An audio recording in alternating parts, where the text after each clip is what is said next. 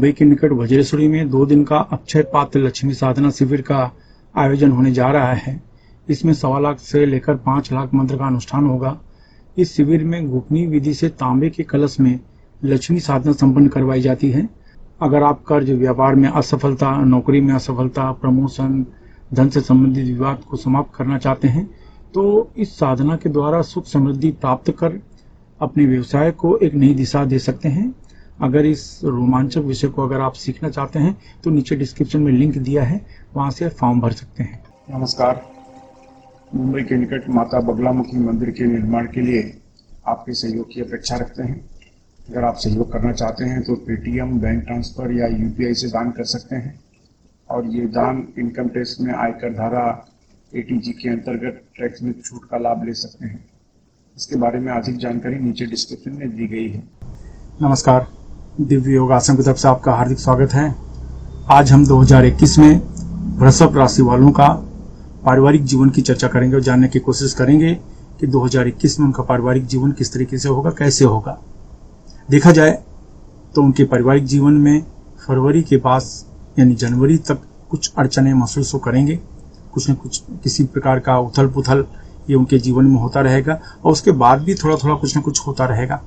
कहने का मतलब है कि जो आपका स्वभाव है, आपका स्वभाव यानी आपके मन मस्तिष्क में गर्मी बहुत ज़्यादा बढ़ने की वजह से एक गुस्से वाला स्वभाव भी कर सकते हैं।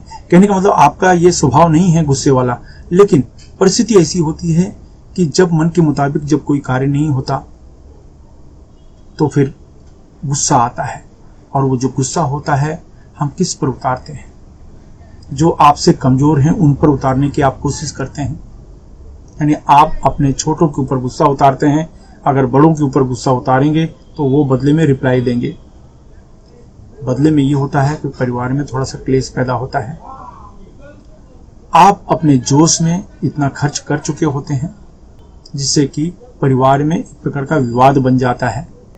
परिवार के लोगों के साथ मतभेद हो जाता है, पत्नी के साथ मतभेद हो जाता है। घर परिवार की जो जरूरतें होती हैं वो पूरी न होने की वजह से पूरी तरीके से अड़चने आती हैं। वो अपनी मांग रखते हैं, आप उस डिमांड को पूरा नहीं कर पाते, तो कुछ इस तरह की अड़चने चलती रहेंगी और ये अड़चने जो हैं फरवरी मार्च के बाद से धीरे धीरे कम होती जाएंगी, इसमें कोई शक नहीं है। सितंबर महीने में जो गुरु की नजर आपके चौथे स्थान में पड़ती है, सितंबर महीने में गुरु की नजर आपके चौथे स्थान में पड़ती है, इसकी वजह से आपको महसूस होगा कि अब अच्छे दिन आ रहे हैं, एक अच्छा समय आ रहा है। उस समय जो भी आप डिसीजन लोगे, जो भी आप कार्य करोगे, चाहे वो काम धंधे से, बिजनेस से रिलेटेड या परिवार से रिलेटेड, जो भी आप डिसीजन लोगे वो परफेक्ट होने शुरू हो जाएंगे। यही नहीं, परिवार का सपोर्ट भी मिलना शुरू हो जाएगा, पति पत्नी बच्चों का सपोर्ट मिलना शुरू हो जाएगा। यानी सब कुछ अच्छा होना शुरू हो जाएगा। लेकिन तब तक के लिए परीक्षा की घड़ी है। सितंबर महीने तक, यानी यूं समझो कि अगस्त महीने तक आपकी परीक्षा की घड़ी है। आप अपने स्वभाव को पूरी तरीके से नियंत्रण रखें और अपनी समस्याओं को अपने परिवार तक आने न दें। अगर आप किसी समस्या का सामना भी कर रहे हैं तो उसको खुद फेस करें, उसके असर को अपने परिवार पर पड़ने न दें और पूरी तरीके से आपका व्यवहार आपके परिवार के प्रति बहुत अच्छा होगा, क्योंकि आपका जो परिवार ही होगा जो आपको मदद करने के लायक होगा और कोई दूसरा व्यक्ति आपको मदद करने वाला नहीं है। इसलिए किसी प्रकार का आप डिसीजन लेना चाहते हैं तो अपने परिवार को उसमें शामिल करें, अपने पत्नी, परिवार, बच्चों को शामिल करें उसमें, अपने मन का करने की कोशिश ना करें। तो ये बात का आपको ध्यान में रखें। दूसरा पॉइंट है कि सितंबर के बाद से आपके जीवन में अगर आप पुरुष हैं तो यहाँ वहाँ कुछ बातचीत होगी, लेकिन जो आपकी पत्नी है वो थोड़ा सा आपके ऊपर किसी भी तरीके का डाउट करेगी, कुछ शंका समाधान की समस्या आ जाएगी।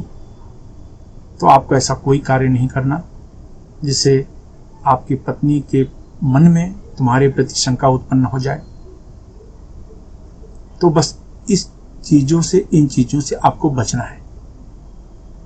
तो बाकी आपका जीवन जो है वो अच्छा रहेगा। हाँ, ये पक्की बात है कि आपके जीवन में एक प्रकार की परीक्षा की घड़ी शुरू हो जाती है जनवरी महीने से ही।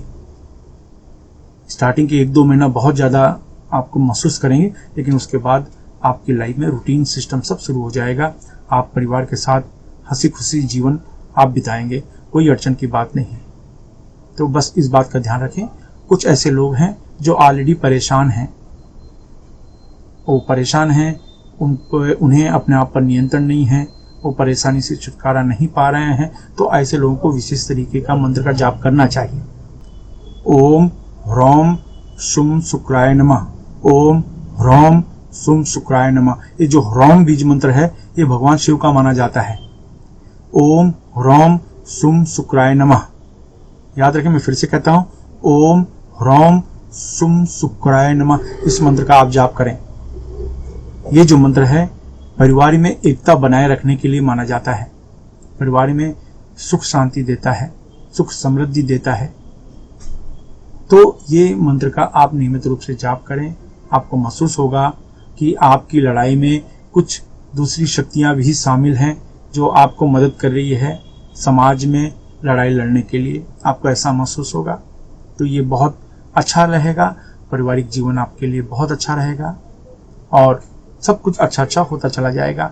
आशा है 2021 में आपका पारिवारिक जीवन बहुत बहुत बहुत सुखमय रहेगा। धन्यवाद।